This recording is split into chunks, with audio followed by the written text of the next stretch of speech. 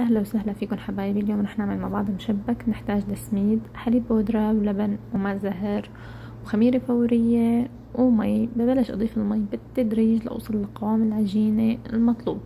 أما المنكه ماء زهر فيكم تضيفوا أي منكه بتحبوه، فانيلا، ماورد، حسب انتو شو بتريدوا. بعد ما أخذت قوام العجين اللي بدي إياه، هل بغطيها وبتركها ترتاح من 20 ل 30 دقيقة لحتى السميد يمتص السوائل. بعد ما امتص السوائل عندي سميد وارتاحت العجينة، ببلش أصبها بكيس الحلواني.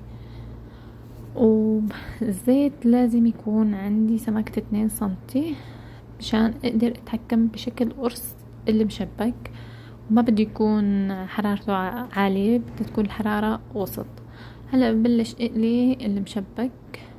بلاحظ انه بس حطيته بالزيت لحاله ببلش يطلع على الوجه. وبلاحظ كيف بقدر اتحكم بشكل القرص. لازم يكون سماكة الزيت مثل ما قلت لكم 2 سنتي حتى ما يغلبنا بالشكل. ببلش اقلب القرص لحد ما اخد اللون المطلوب. هلا بعد ما اخدت اللون المطلوب بشوف قديش حلو صار وذهبي. بحطه بقطر فاتر، سميك فاتر. لازم يكون فاتر، لا هو بارد ولا هو سخن، لازم يكون فاتر لحتى احافظ على قرشة المشبك.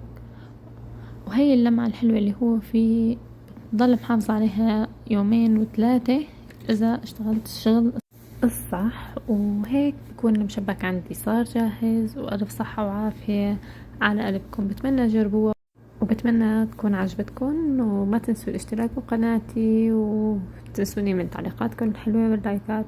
واهلا وسهلا فيكم.